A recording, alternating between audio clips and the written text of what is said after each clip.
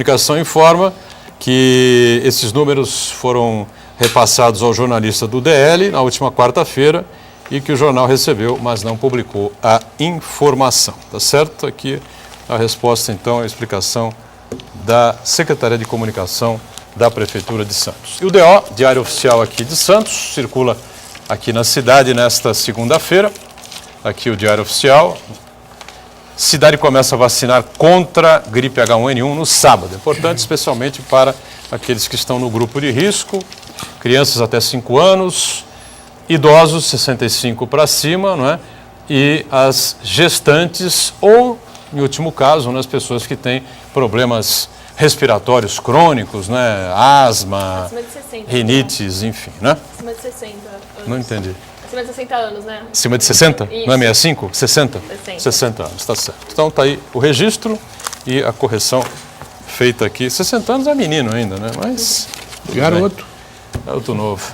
Janelli, prazer recebê-lo, tudo bem? Prazer, Digão Boturão, por mais uma vez participar do painel regional. É um programa que eu gosto de participar, é um programa que vem discutir a região, vem discutir questões políticas. Isso vem engrandecer o debate na região e vem proporcionar à população informações essas proporcionadas por muitos participantes que vêm ao programa. Externos cumprimentos aqui ao doutor Arlindo, a Camila, a Camila e ao grande amigo e irmão Heraldo. Muito bem. Heraldo José dos Santos, tudo bem, Heraldo? Tudo bom, Boturão? Boa tarde a você, boa tarde ao Janelli, amigo Ayrton Cinto, a Camila e a você de casa que nos assiste. Muito bem. Ayrton Cinto conosco também nessa edição, tudo bem, né, Ayrton? Tudo bem, graças a Deus. Mais uma vez, prazer estar contigo, com o Luiz Carlos, meu querido amigo, doutor Heraldo, e a Camila aqui com a gente novamente. Muito bem. Ficou esperançoso quando saiu o empate ontem, não? Muito. Eu estava assistindo o jogo, aquela ali. Estava assistindo o jogo na casa do avô da minha esposa, Daniela, que está ali, corintiano, mas estava torcendo um pouquinho para o Palmeiras, né? Porque não queria ir para a final. Para dar uma força para você. Não queria ir que o Santos fosse para a final. Estava dando uma força. E eu fiquei esperançoso quando fez o segundo só. Porque o Palmeiras, no segundo tempo, vou aí experimentar a seara esportiva, tentar fazer um comentário. O Santos perdeu o fôlego, perdeu as pernas no segundo tempo. Acho que o calor... Para variar um pouco. Para variar. Mas o Santos correu muito no primeiro tempo. E no segundo tempo o jogo ficou completamente aberto para o Palmeiras, que foi absolutamente incompetente, apesar de ter a maior folha de pagamento do salário, né, do Brasil. Já não é esse ano, o ano passado também. Incompetente é a zaga do Santos, né? Pior ainda. Gustavo Henrique e Brás. Deus Pai abençoado. Para você ver a incompetência do Palmeiras, que não conseguiu chegar. E em 2 minutos, 2 duas falhas na área. Mas os caras vão lá empatar. De que jeito que os caras fizeram aqueles 2 gols, meu Deus do céu? Justiça foi feita, né? O Santos, além de ter jogado bem melhor no primeiro tempo, é melhor time que o Palmeiras, mais organizado. Tem um ataque maravilhoso, né? O ataque de sonhos é o ataque do Santos. Não, realmente, assim, quando joga bem, o ataque do Santos... joga. Menos. Eu gostaria de ter o ataque do Santos lá no Palestra Itália. Não, o ataque do Santos é melhor que o do Palmeiras. Agora, é melhor. Agora, a compensação, a defesa do Santos deve ser a pior do mundo hoje. O Audax, aquela dupla ali do... Mas olha, Boturão, o Audax, eu já comprei até a minha camisa já do Audax. Você não, viu? Olha, pelas redes sociais você acompanha sempre aqui o nosso painel regional, facebook.com/painel regional TV. Estamos online pelo site da TV Santa Cecília, o Santa Portal. Clique no ícone painel regional e acompanhe em tempo real aqui o programa, que depois de encerrado vai para o YouTube para você rever como preferir os trechos mais interessantes ou o programa por inteiro. Camila Lóia com a gente mais uma vez, acompanhando a nossa produção e a sua participação, né, Camila? Isso tudo bem? Mesmo, tudo ótimo, Boturão. Boa tarde a você, boa tarde aos convidados e boa tarde a você que está em casa. Aqui no nosso programa você também tem espaço para debater, opinar, perguntar. Basta acessar nossa página no Facebook ou ligar para o nosso telefone e lá você deixa a sua sugestão, suas perguntas, as suas opiniões sobre os assuntos que são debatidos aqui no programa. Muito bem. Muita gente em Guarujá nesse 21 de abril, feriadão ou Ayrton? Bastante. Guarujá continua sendo um destino preferido, né, da maioria do paulistano, apesar da situação da cidade, do ponto de vista da zeladoria, de segurança, até a questão da saúde, né, que envolve também, deve ser prestada com eficiência para o turista, principalmente nessas épocas de temporada. Guarujá absolutamente lotada, a cidade continua belíssima, mas continua se sustentando somente pela beleza natural e por Deus só, né? Nenhum problema sério, grave? Tivemos uns afogamentos, né? Houve alguns afogamentos. Triste isso, hein? Triste. E você percebe que todos eles, se não me engano, salvo engano, alguém pode até corrigir aí, me corrigir agora ao vivo, acho que todos turistas envolvem aquela falta de conhecimento, falta de contato com o mar, de uma forma geral. O mar estava muito revolto, uma ressaca forte esse final de semana, o feriado todo, e conjugado aí com o consumo de bebida alcoólica, esse conjunto realmente é fatal, como foi. A notícia triste, feriado lindíssimo, praias lotadas, não houve outros grandes problemas envolvendo segurança. A gente sempre espera no Guarujá, espera sim, a gente sempre acaba acreditando que pode acontecer alguma questão ruim em relação à segurança quando tem temporada ou quando tem feriado com muitas pessoas. Mas não houve ocorrências graves, pelo menos não apareceram, e a nota triste é o falecimento de pelo menos acho que 3 turistas que morreram afogados. Fazia tempo que a gente não tinha esse tipo de informação por aqui, né, Heraldo? Antigamente era bastante comum, né? Todo final de semana, feriadão, enfim, temporada, muitos casos aconteciam. Depois que o Corpo de Bombeiros implantou esse serviço importante do salva-vidas, né, do guarda-vidas nas praias aqui da região, diminuiu sensivelmente, né, esse tipo de caso, né? É verdade, eu acho que tem que focar novamente nessa questão da orientação para o banhista, para o turista, porque nós estamos registrando nos últimos finais de semana, na temporada, tivemos também um índice bastante elevado de mortes por afogamento nas praias, o que estava, de certa forma, controlado e tinha sido bastante reduzido. Infelizmente, é preciso campanhas realmente. A gente ressalta aqui aquela iniciativa do vereador Banha de alguns anos com o Salva Surf. Salva Surf. Isso é importantíssimo. Eu recordo que ainda ali nas praças dos pedágios, os que se dirigiam aqui à região da Baixada recebiam panfletos alertando sobre, né, os perigos do mar, essa coisa toda. Mas, infelizmente, as pessoas não têm essa noção. Como o Ayrton bem disse, a conjugação de falta de conhecimento e consumo de bebida alcoólica, ainda mais no Guarujá, que tem aquelas fortes correntes lá de correnteza nas praias, as pessoas não conhecem, entram e acabam realmente não voltando. E em São Vicente, muita gente também no feriado ou não chegou a tanto, o Janelli?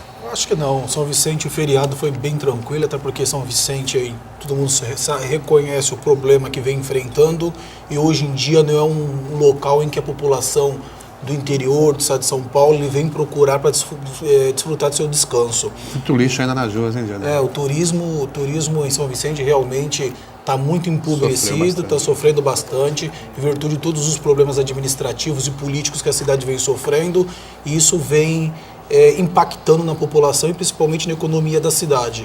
Hoje em dia, os principais pontos turísticos da região é Praia Grande, Santos, Guarujá, e São Vicente, infelizmente, está ficando longe desse contexto. Até mesmo porque... E os veranistas não têm vindo? Pessoa que tem apartamento ali próximo da orla... Não, acho que vem sim, mas um número muito pequeno. Não é um número significativo para fazer crescer, né? Para você fazer crescer a economia, para você gerar ali dividendos econômicos à sociedade e assim virar riquezas. São Vicente, ele, infelizmente, durante muitos anos, isso não só apenas na administração do prefeito Luiz Cláudio Billy, mas também na administração do Tércio, São Vicente ele ficou um pouco afastado do turismo. Infelizmente não tem uma política, uma campanha pública para você atrair o turismo para São Vicente, você vender São Vicente como um mercado que as pessoas venham querer vir para São Vicente. Não tem uma política de colaboração com a classe empresarial de São Vicente, para que a classe empresarial de São Vicente venha melhorar os seus serviços. Infelizmente a administração, tanto do prefeito Billy quanto a administração anterior do prefeito Tércio, ele deixou muito a desejar com essa participação, com essa colaboração junto à classe empresarial, de modo que a classe empresarial não teve a capacidade de fazer o investimento necessário em turismo, a ponto de você estar em São Vicente disputar com Santos, disputar com Praia Grande, disputar com Guarujá, o protagonismo do turismo na região da Baixada Santista. Guarujá, obviamente, junto com Santos, são as cidades que recebem maior receita em virtude do turismo, Praia Grande um pouco atrás e São Vicente bem atrás, comparando-se com essas cidades. Perfeito. Olha, a gente acompanhou no final de semana algumas notícias realmente ruins, né? Por exemplo, foi no feriadão, né? Que caiu aquele trecho da ciclovia, a ciclovia Tim Maia, no Rio de Janeiro, e levou à morte 2 pessoas, né? Um cidadão que estava correndo, né? Trotando ali na ciclovia. Também não sei como é que isso é permitido, não sei se no Rio pode isso, aqui não pode, né? Você não pode trotar. Tem uma ala, para correr? Para corrida, né? Tem uma então ala tudo de bem. corrida. E aí outro ciclista, né, que passava ali pelo mesmo local, realmente os dois evidentemente estavam marcados para morrer naquele dia, né, no dia 21 de abril, indiscutivelmente isso, né, porque exatamente no momento em que eles passaram, a onda bateu e derrubou aquele trecho. A empresa responsável pela obra, pela construção daquela ciclovia, chama-se Concremate. E, meu caro Gianelli, é a mesma empresa que fez a reforma da Ponte Pênsil. Graças a Deus não temos ondas, né, aqui na nossa região, ondas fortes, ressacas tão fortes assim, né? E a ressaca quando bate ali, me parece que a Ponte Pênsil não é atingida, né? Uma de maneira mais forte, enfim, né? Até nisso o São Vicente ele está com um azar danado, né? Que a mesma empresa que construiu mas não aconteceu em São Vicente, pelo menos. Né? Construiu enquanto ainda a ciclovia no Rio de Janeiro, que deu esse problema, veio acontecer aqui em São Vicente. O que compete às autoridades públicas, na pessoa do vice-governador do estado de São Paulo, Márcio França, do prefeito municipal, Luiz Cláudio Billy, e de todas as pessoas que, de certa maneira, têm condições de cobrar até uma fiscalização agora dessa empresa na própria Ponte Pênsil, para ela fazer ali uma averiguação, para ver se vem a ocorrer algum outro problema. Para evitar que isso lá na frente venha ocorrer, uma população venha a sofrer, em virtude de um mau laudo técnico, estrutura técnica apresentada por essa empresa. Agora compete ao vice-governador do estado de São Paulo, Márcio França, que é morador de São Vicente, que tem a sua vida política em São Vicente, ex-prefeito de São Vicente, ex-deputado federal pela região, compete ao prefeito Luiz Cláudio Billy, compete ao deputado Caio França, compete a essas pessoas todas que têm o poder político e o poder de intervir nessas empresas e de chamar essas empresas para um processo de interlocução, para que elas venham fazer uma análise da Ponte Pênsil a fim de averiguar se a Ponte Pênsil também pode correr algum risco. Não vamos esperar que algum cidadão venha morrer, venha acontecer algum acidente em virtude de um mau laudo técnico. Se essa empresa já deixou esse indício de incapacidade de gestão do seu próprio equipamento, lá no Rio de Janeiro, isso pode ocorrer em São Vicente também. Então aqui eu clamo em nome da população de São Vicente que essas autoridades elas se unam e cobrem essas empresas. Devia estar fazendo isso, devia ter Janelli, feito isso na sexta-feira. Tem uma diferença da obra de São Vicente, se me permite, até me corrija se for necessário. Essa ciclovia foi construída de forma assodada, provavelmente a não cumprir o cronograma normal de uma obra desse porte, porque tinha que estar pronta perto da época das Olimpíadas, que será a vitrine mundial Rio de Janeiro. Torço para que esse procedimento não tenha sido o mesmo, e creio que não tenha sido, em relação à Ponte Pênsil. Não estava esperando fazer nenhuma inauguração. Atrasou a obra. A Ponte Pênsil atrasou. Então, melhor ter atrasado do que ter adiantado, porque a discussão hoje técnica é pela forma do não cumprimento do período, do tempo que essa obra deveria ter levado, para que houvesse segurança no seu final. Porque a ideia é que ela já se questiona isso, que ela foi feita rapidamente, ou seja, não cumprindo as questões de segurança, as ordens de segurança de uma construção daquele porte, porque aquilo tinha que estar pronto com uma vitrine para o Rio de Janeiro como sede das Olimpíadas. Quero crer eu que a nossa Ponte Pênsil, que eu falo nossa, porque é também nossa, toda a Baixada Santista, é um monumento, não é só um meio de transporte, de ligação entre duas cidades. É um cartão postal, né, de São Vicente. Maravilhoso.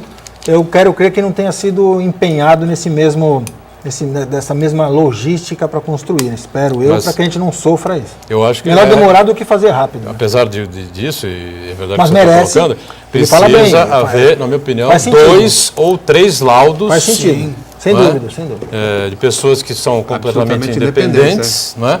E pagos pela Concremate, para que fique bem clara essa situação, que não tem risco absolutamente nenhum, porque todo mundo vai ficar... Com certeza, porque... Fazer uma dos estádios, né? Perdão, dos estádios da Copa. Lembra que todo mundo com medo que não chegasse até o final com os estádios prontos. Aí os estádios começaram a ser construídos de forma assodada também, não cumprindo o cronograma. Graças a Deus, até hoje não houve nenhum acidente. Mas aí, Ayrton, uma empresa, no porte de uma empresa desse tamanho, ele tem que ter a responsabilidade social de não aceitar essa pressão política. Porque mas aí vai do ele empresário, não né? aceitar O essa empresário pressão que não aceitar, política... ele não ganha concorrência. Então, mas acima de tudo tem a responsabilidade social Sem dela. dúvida, sem porque dúvida. acima de tudo não aceitar a pressão política, porque pessoas morreram no Rio de Janeiro. E não morreram outras pessoas porque não passaram na ponte naquele momento. E em São Vicente pode ocorrer a mesma coisa. Então, que as autoridades públicas, elas parem com essa baboseira de ficar brigando uma com a outra, porque ter acreditado que enquanto elefantes brigam, quem se prejudica é o capim. Enquanto o senhor Márcio França e o senhor Luiz Cláudio Billy ficam brigando, discutindo para quem vem a ter o monopólio político de São Vicente, quem acaba se prejudicando com essa briga infantil e egoísta é a população de São Vicente. Então vocês dois façam um favor de respeitar a população de São Vicente e ter autoridade moral e credibilidade, porque quem colocou vocês no respectivo cargo foi a população vicentina. Então vocês se posicionem e parem com essa frescura, parem com essa briga, que a população vicentina não aguenta mais essa palhaçada do vice-governador do estado de São Paulo e do prefeito Luiz Cláudio Billy. Porque São Vicente existe fome, São Vicente existe um grande distrato por parte do setor público à população. E a população não quer saber se um não gosta do outro. A população quer que vocês tenham um comportamento público ético, vocês tenham um compromisso com a população e se unem e lutem pela população de São Vicente. A população já não aguenta mais essa palhaçada dessa briga do vice-governador do estado de São Paulo, Márcio França, e do prefeito municipal de São Vicente, Luiz Cláudio Billy, porque quem é prejudicado é a população, porque os senhores moram nas suas belas casas, têm os seus belos confortos, e a população não. A população está sofrendo. Então, tenham caráter, tenham hombridade de respeitar a população vicentina. Porque lá, se a gente vai nos bairros mais pobres, a população está sofrendo. E sofrendo muito por causa dos senhores, que não estão tendo o compromisso necessário com a população. Vamos aproveitar e fazer o break. Heraldo, quer completar alguma coisa? Não, só na questão da ponte, eu acho que é importantíssimo mesmo que se façam esses laudos, porque quando da entrega, nas redes sociais postaram algumas fotos para mostrar a gambiarra, né? Pedaços de metais soldados ali, né? Uma obra que custou uma fortuna, quer dizer, então... Sim. Parece que tem algumas gambiarras e é importante mesmo que se faça essa análise técnica. Com a voz da Câmara Municipal. Se o vice-governador e o atual prefeito não quiserem defender a população, senhores vereadores... Essa obra é do governo do Estado. Janelli, faço as palavras... Exatamente, Geraldo. Faço as palavras dele direcionadas para a Câmara Municipal, senhores vereadores de São Vicente. Sem dúvida nenhuma. Intervalo e a gente volta com o painel regional em instantes. Até já. Painel Regional de volta nesta segunda-feira, Luiz Carlos Janelli conosco, Heraldo, Ayrton Cinto e a Camila, já com participações importantes, o telespectador que está sempre com a gente. Olha, informação importante, traz aqui o Ayrton, né? Eu não, sinceramente não tinha visto, o jornal Valor Econômico. O Valor Econômico publica hoje, entre várias informações importantes, né, de que o deputado federal Marcelo Squassoni, aqui de Guarujá, nosso vizinho, portanto, está cotado para o Ministério dos Portos, ou a Secretaria Especial de Portos, que era ocupada até a semana passada pelo cidadão emérito de Santos, Helder Barbalho, né, Heraldo? Helder Barbalho era o ministro, entregou o cargo, enfim, eu até achei que ele poderia ser indicado, poderia ser reconduzido ao cargo no governo Michel Temer, que deve vir por aí a partir do dia 15 ou do dia 18 ou 20, não sei exatamente quando é que será aí a decisão do Senado, contrariamente à presidente Dilma, né, a favor do impeachment da presidente Dilma. Né, e aí no dia seguinte já Michel Temer, na sequência, né, ela sendo impedida, ele automaticamente se torna presidente da República. No dia seguinte deve divulgar o novo ministério, então está sendo composto lá. Mas é interessante essa possível nomeação do deputado Squassoni. Muito interessante. Isso é de absoluta importância para a região, mas principalmente para o Guarujá. A discussão sobre a discussão quase que eterna sobre o Porto é de Santos, o Porto é de Guarujá, margem direita, margem esquerda, eu vou puxar a sardinha, o churrasco, a caixa de Guaraná, de cerveja, tudo para o meu lado, que é do Guarujá e Vicente de Carvalho, obviamente. Muitas e muitas empresas, existe uma evasão fiscal em relação legal, eu não digo do seu ponto de vista de sonegação, do seu ponto de vista criminal. Existe uma evasão de recolhimentos de muitas empresas que obrigatoriamente devem ser, tem a sua matriz, seu domicílio fiscal aqui em Santos, mas atuam lá no Guarujá. Os caminhões, milhares, diariamente que passam nas ruas do Guarujá. Mas a alfândega onde fica? A alfândega aqui. Aí, você matou, é isso que eu ia chegar. Como? A questão da alfândega. Se conseguir alfandegar, colocar um posto de alfândega do outro lado no Guarujá, que é uma batalha que a gente precisa fazer. A gente precisa fazer isso. Agora, com um deputado que é possível, né? Um deputado federal eleito pelo Guarujá, morador do Guarujá, o Marcelo Squacione. Se realmente proceder essa informação que ele está sendo cotado, isso é muito importante, principalmente para Guarujá e Vicente de Carvalho. A evasão hoje, nesse sentido, beira 30, 40 milhões de reais ao ano. Isso para um orçamento que é bilionário, mas tem uma margem para investimento muito pequena diante do custeio, do valor, da quantidade do orçamento que é destinado para o custeio, faz uma diferença tremenda para a cidade do Guarujá, sem contar que pode aí atrelar outras movimentações financeiras, econômicas, movimentando a vocação do distrito de Vicente de Carvalho, que obviamente é portuária. A vocação do lado de cá, a gente fala do Guarujá, que na verdade é uma cidade só, mas existem algumas diferenças de vocação, que é o turismo, que também está abandonado, precisa ser fomentado. Mas eu vejo com muita alegria, com muita esperança, espero que isso aconteça e a gente possa rediscutir o Porto de uma maneira global e principalmente fazendo justiça com a cidade do Guarujá, especificamente com o distrito de Vicente de Carvalho. Muito bem. É uma novidade interessante, né? Não sei se isso vai virar, né, Heraldo? A gente nunca... na verdade... Não pode adivinhar aqui, né? Não temos bola de cristal para isso, mas... Está ali na briga isso com a Sônia. Não chega a ser novidade que, embora não tenha assumido ainda como presidente, porque o processo ainda está em curso, mas a gente sabe que já vem sendo formadas as equipes aí, já vem sendo formado o Ministério. E o Squacione, o seu partido foi um dos primeiros, né, a abandonar o barco governamental e tem peso, então acho que está na condição de poder, talvez, escolher. Agora, o que o Ayrton falou é muito interessante, porque, veja, a Santos sempre reclama, mas se perder essa parte da receita, não é que perdeu, é que se fez justiça tributária. Sem dúvida. Quer dizer, então não pode vir com essa choradeira, porque está trabalhando com recursos que, na verdade, deveriam ser aplicados no sofrido Vicente de Carvalho, e Guarujá por consequência. Perfeito. Quer dizer, os prefeitos de Santos, os que sucederam nas últimas eleições, sempre choram demais e, na verdade, acabam pegando uma fatia muito significativa que vem lá de Vicente de Carvalho de Guarujá. Aliás, essa bandeira foi levantada pelo vereador Gilberto Benzi em relação a essa criação desse posto alfandegário no Guarujá. Houve uma discussão dentro da Câmara e agora essa discussão ganha corpo, ganha voz, se der certo com a assunção aí do Squacione na Secretaria de Portos. Vamos aguardar. Primeiro temos que aguardar a definição no Senado, né? Não há uma data ainda, né? Exato. O que se estima é até dia 17, né? 17 de maio que estaria votado votação? E empichada a presidente Dilma. Com relação a esse tema, eu lembro que quando o Helder Barbalho assumiu a Secretaria dos Portos, eu estive aqui no programa Painel Regional e nós discutimos isso até realmente.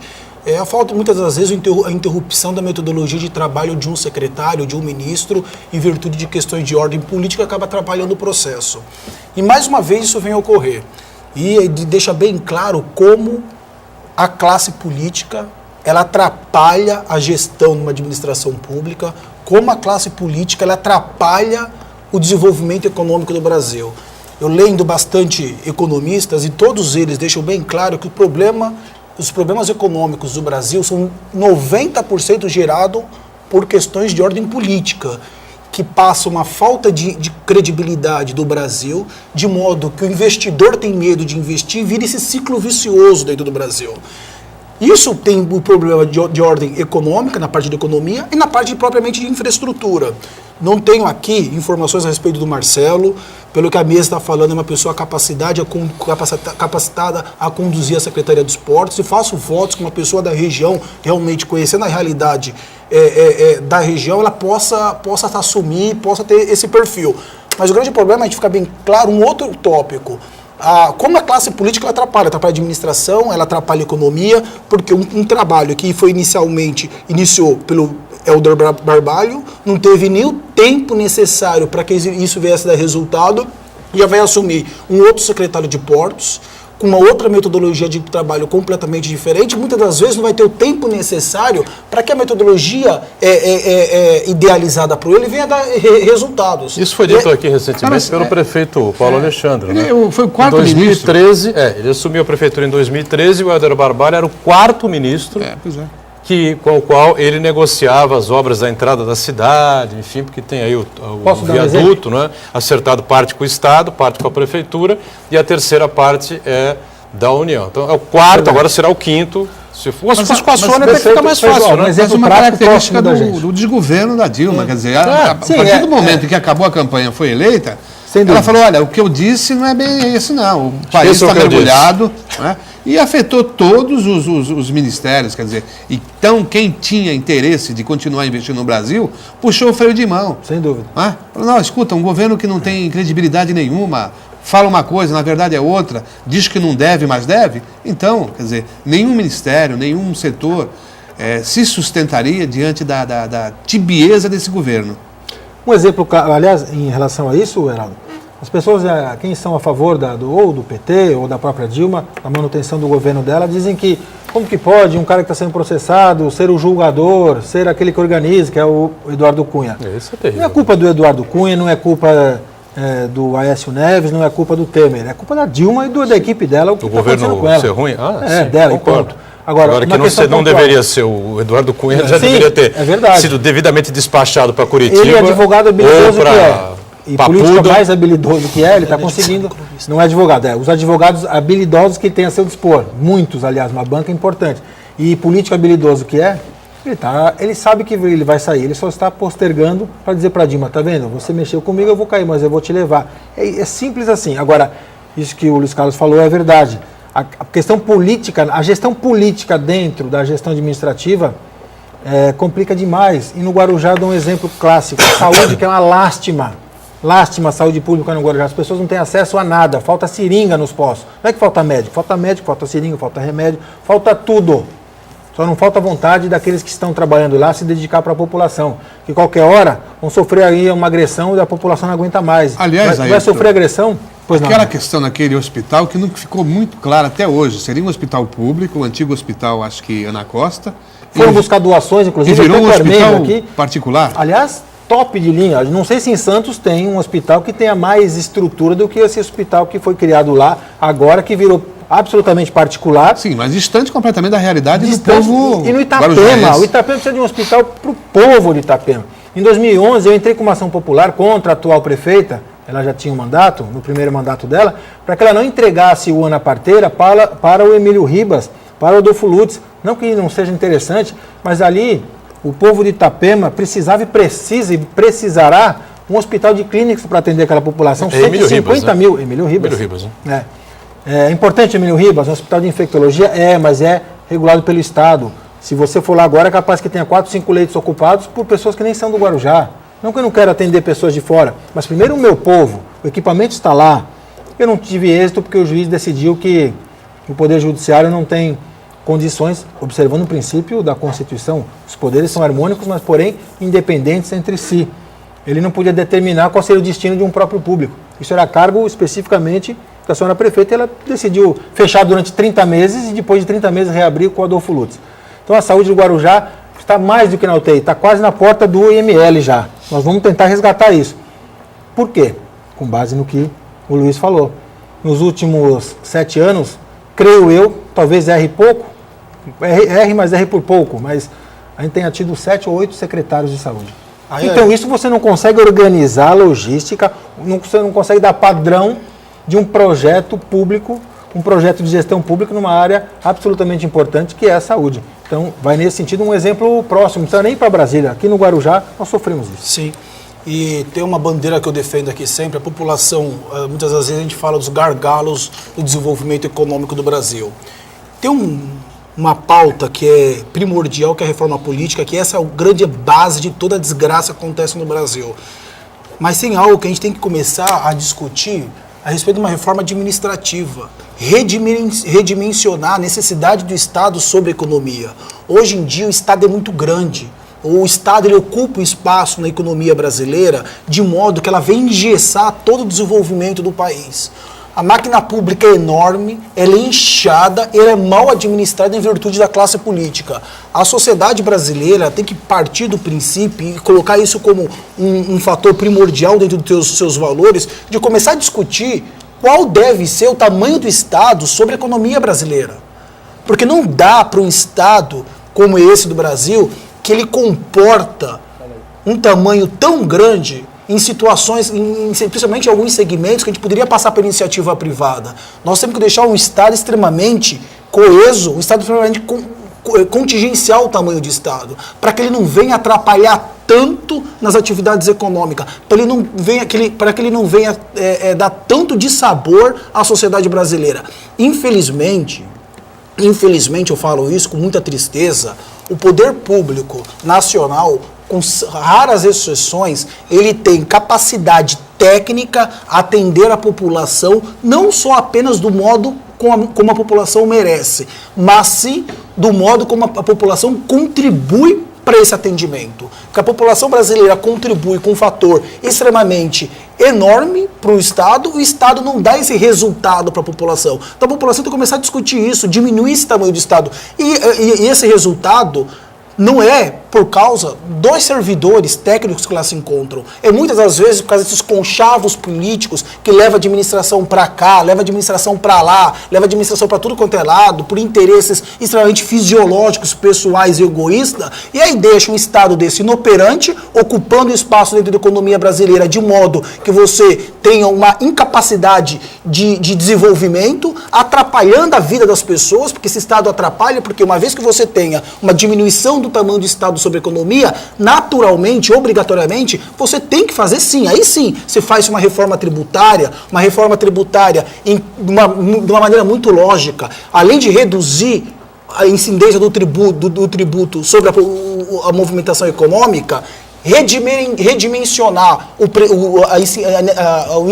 índice tributário do consumo para a renda. Hoje em dia, por esse copo aqui, tanto uma pessoa pobre quanto um milionário, ele paga o mesmo índice tributário.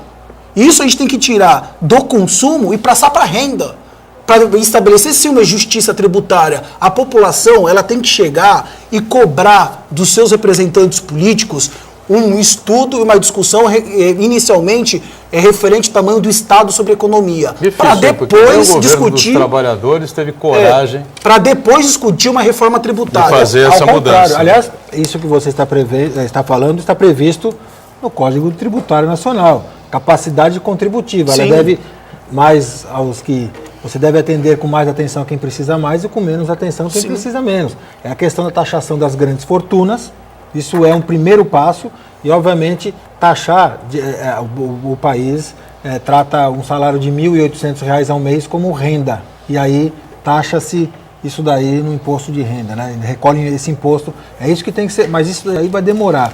Então, isso é uma alteração tão profunda na estrutura do Estado brasileiro que foi criado, né? O Estado foi criado não para servir a gente. O país foi descoberto e o Estado brasileiro foi criado com esse mote, infelizmente, de se montar um poder e esse poder sorver, né? Esse poder se servir da população e da nação. Ao contrário, o Estado foi criado na sua essência para servir a população e essa população municia, ela dá a logística, dá a estrutura através dos impostos. E assim, só que no país é o contrário. Essa proposta que você faz é absolutamente importante.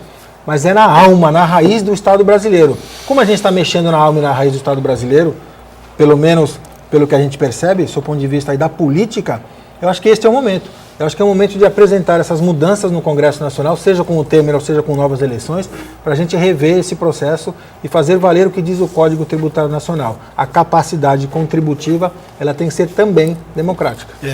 E dentro disso, Ayrton, uma reforma nesses termos tem que ser feita por outras pessoas que não estejam, aquelas que estejam presentes, inicialmente partindo da reforma eleitoral. E nisso, eu faço uma defesa ao Partido dos Trabalhadores, embora não tenha qualquer tipo de ligação ao Partido dos Trabalhadores, porque quando o PT pregou uma reforma constituinte destinada tão apenas a uma reforma política, a própria sociedade malhou o Partido dos Trabalhadores. E hoje em dia vemos que não dá para a gente fazer uma reforma política com a atual classe política. Tem que ter uma reforma com pessoas que é fora do contexto político. Mas uma Assembleia Constituinte específica para isso. Por qual razão? Porque são essas pessoas que inicialmente vai delimitar regras do jogo da reforma política. Porque a reforma política, é a principal reforma para todas as demais, porque é ela que vai colocar o representante no poder político. Então, se nós não iniciarmos por uma reforma política, e essa reforma política feita por pessoas fora do quadro político, como prevê o próprio PT, como defendeu o próprio Partido dos Trabalhadores, para ir posteriormente vir para uma reforma administrativa, reduzindo o tamanho da administração pública sobre a economia, e aí sim depois você vai para uma reforma tributária, de modo que os principais índices de tributo ele tem que incorrer sobre a renda da pessoa. Quem tem mais, paga mais. Quem tem menos, paga menos. Sim. E não sobre o produto, porque não é justo que um milionário e uma pessoa pobre venha pagar por esse copo o mesmo índice de tributação. Muito bem. Vamos para o nosso rápido intervalo. Na volta, a Camila com participações sempre importante, o telespectador que está com a gente, né? Já. Muito bem, de volta aqui ao nosso painel regional, direto e reto com a Camila Loia. Sua participação sempre importante com a gente aqui, né, Camila? Isso mesmo, Boturão.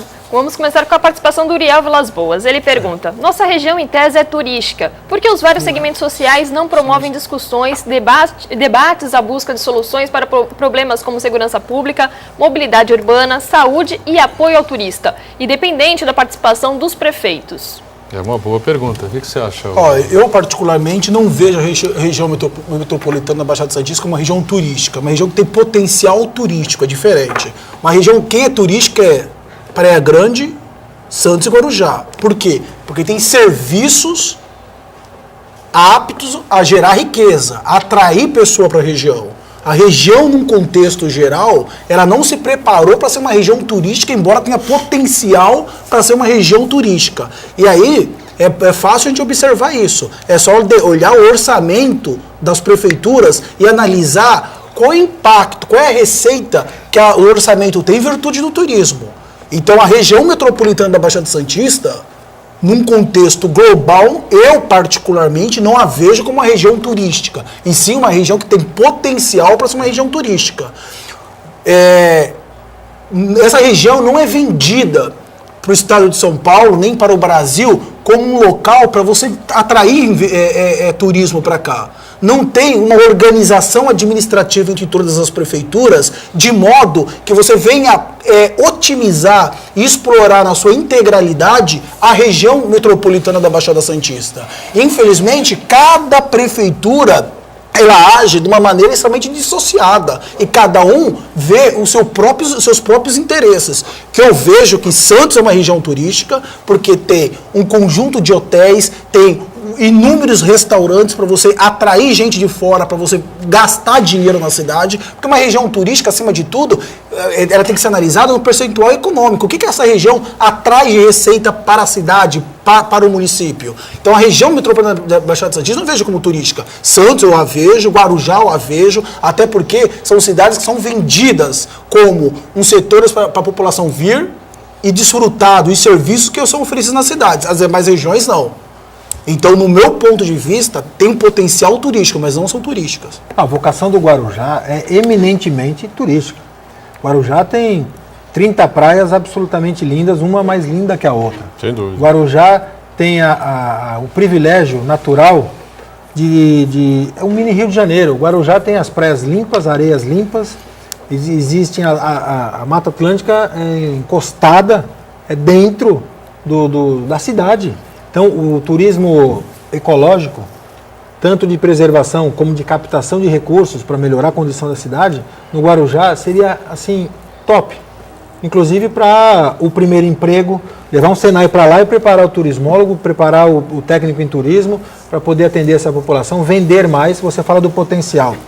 Guarujá é eminentemente, tem vocação turística, mas tem um potencial ainda para desenvolver, para alcançar, enorme. Eu creio que nem 10% do Guarujá, do ponto de vista do turismo sério, turismo profissional, não o turismo do dia, como a gente falava, como eu já fui também, como a maioria das pessoas já foram, o turismo do dia, que é o farofeiro.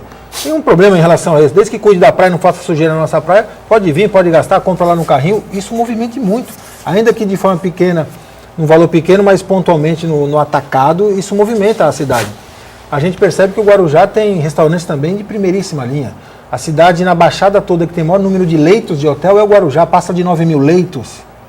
Nós temos atividades que poderiam ser desenvolvidas, o turismo náutico. as marinas, quantos empregados, quantos trabalhadores na área náutica nós temos no Guarujá, também perto desse número, direto e indiretamente, 8 mil mais ou menos. Corrijam-me se eu estiver errado ao vivo, não tem problema. Então a gente precisa ter o prefeito e ter a Câmara Municipal em cada cidade sintonizada na vocação da sua cidade. O Guarujá tem um outro privilégio, ainda tem o distrito do Itapema, querido Itapema Vicente de Carvalho, que tem essa vocação tanto comercial, que hoje, antes era o centro comercial mais importante da Baixada toda, era São Vicente. O Itapema, com toda essa crise, ali, Tiago Ferreira, Santos Dumont e adjacências, já está empatando ali com São Vicente nessa questão comercial, e temos o porto, que a gente precisa desenvolver. Então, a questão aí, eu só vou discordar, perfeita a colocação do Uriel, eu só vou discordar da movimentação sem a participação dos prefeitos. O Uriel é uma pessoa muito ligada à atividade do terceiro setor, né? Ele gosta muito disso, e eu também gosto. Por isso que ele fala nesse sentido, um pouco afastado do poder público constituído. Mas, Uriel, sem a mão forte, a mão do prefeito, com uma equipe capacitada para desenvolver turismo profissional, turismo que vai trazer emprego, imposto, melhoria das condições de vida dos moradores e dos turistas também, eu acho que fica um pouco difícil. Eu vou ficar no meio termo, com a participação do poder público e a participação, sim, da iniciativa privada nas famosas PPPs. Camila, mais participações aí com a gente? Você vai continuar falando, que a próxima pergunta é para você, doutor Ayrton. É do Custódio Fernandes. Ele fala: não é só a saúde do Guarujá que está com uma corda no pescoço. Se você se candidatar e for eleito a prefeito, o que fará para melhorar a saúde da cidade? Custódio, eu sou candidato, sim, mas não a prefeito. Sou candidato a vereador no Guarujá pelo PSDB. Eu não posso dizer para você o que eu vou fazer, eu vou deixar de fazer. Primeiro eu preciso ganhar a eleição. Primeiro eu preciso ter os eleitores que vão acreditar no Ayrton Cinto como um bom vereador para a cidade. E como vereador, eu tenho, ou eu e todos os outros vereadores que vão compor a Câmara do Guarujá no que vem, tem que ter isso que eu acabei de falar. Primeiro, comprometimento com questões de prioridade.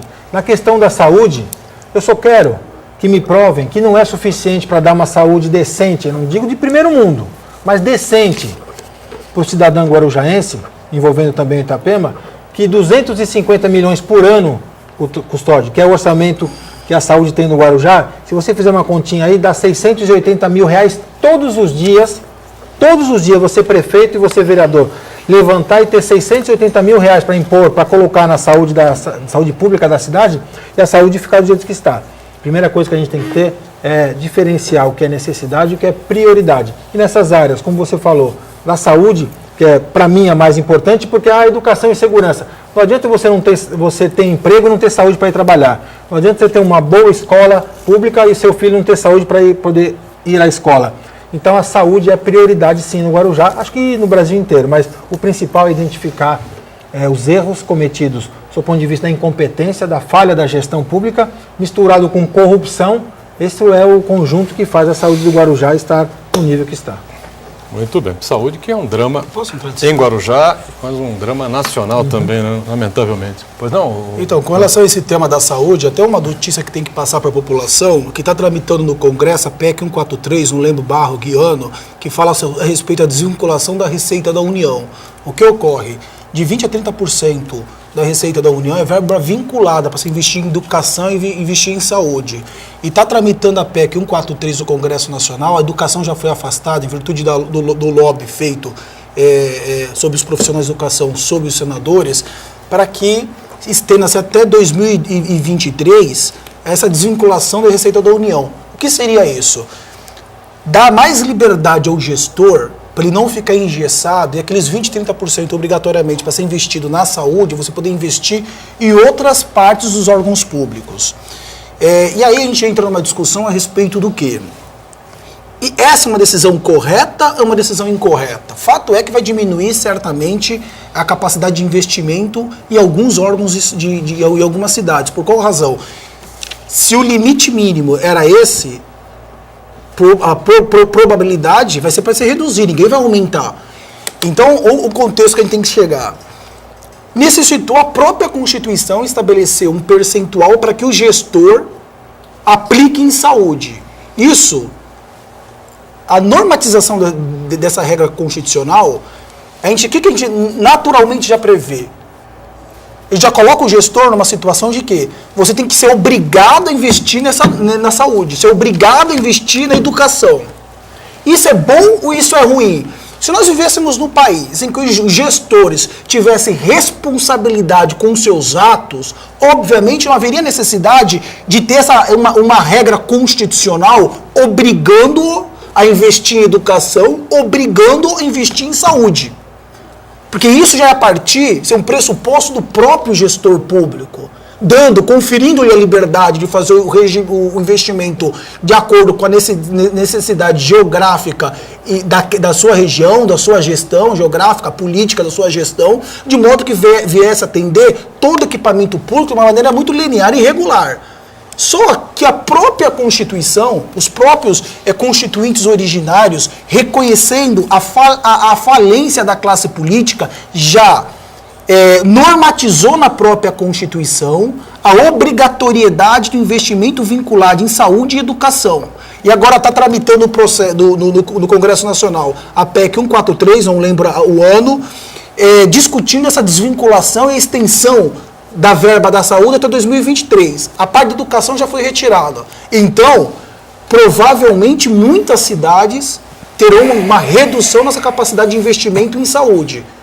Porque, uma vez que o governo federal, em virtude da desvinculação da receita da União, vai ter essa liberdade para você estar investindo em outros segmentos que não seja a saúde. Só gostaria de estar passando isso para os telespectadores. Muito bem, quem sabe isso possa, de alguma maneira, empurrar a coisa de uma maneira diferente, né? Sei lá. Mais participações com a gente, Camila? Sim, temos a participação da Cristina Almeida. Ela diz: sou moradora da Biquinha em São Vicente e há mais ou menos 3 semanas comenta-se na cidade que há uma ordem de prisão contra o prefeito Billy, relativa à Operação Martim Afonso. Aí ela pergunta se isso é verdade ao doutor Gianelli. Você tem essa informação, Gianelli? Me parece que ordem de prisão não há, né? Eu particularmente acho que não existe um mandado de prisão em face do prefeito Luiz Cláudio Billy de São Vicente. Eu vou explicar por quê. São 2 requisitos para se aplicar, ser decretada a prisão preventiva. Os pressupostos, que seriam indícios de autoria e prova da materialidade, isso seriam os pressupostos e os fundamentos, que são previstos no artigo 312 do Código de Processo Penal.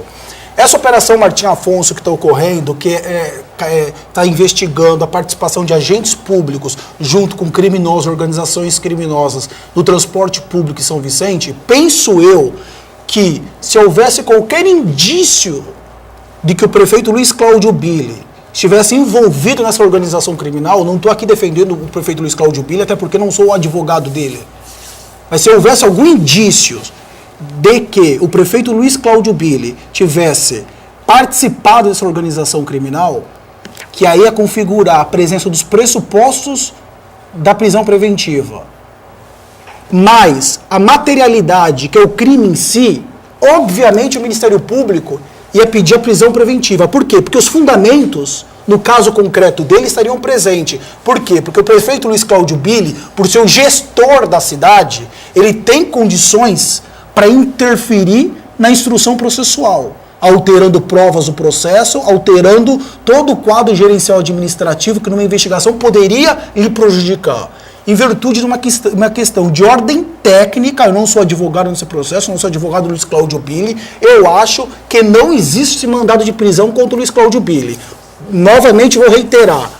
Os pressupostos da prisão preventiva indícios de autoria e prova da materialidade. E os fundamentos da prisão preventiva estão previstos no artigo 412, que é a garantia da ordem pública, a ordem econômica, conveniência da instrução criminal e assegurar a aplicação da lei penal. Nesse caso, se houvesse, ele ia incorrer, por quê? Porque o cargo dele de prefeito, ele poderia instruir na instrução criminal, atrapalhando a investigação criminal. Em virtude disso, eu acho que não há mandado de prisão contra o prefeito Billy. Até porque, se assim ocorresse, ele estaria preso. Perfeito. Por enquanto, né, doutor? Por enquanto não há. Pode ser que mais à frente. Não sei se na frente vai ocorrer. Pode ser que mais à frente isso possa acontecer, sem dúvida nenhuma. Bom, estamos em cima da hora, fechando aqui mais um painel regional. A gente agradece muito o Gianelli, mais uma vez, participando com a gente, o Heraldo, comentarista nosso habitual, obrigado também ao Ayrton que está conosco e, claro, a Camila, que diariamente participa aqui do painel, acompanhando a sua participação conosco, sempre importante, é a nossa produção. E a gente, junto com você, de segunda a sexta, 1h30 da tarde, ao vivo, reprise do painel, 8 da noite. Obrigado.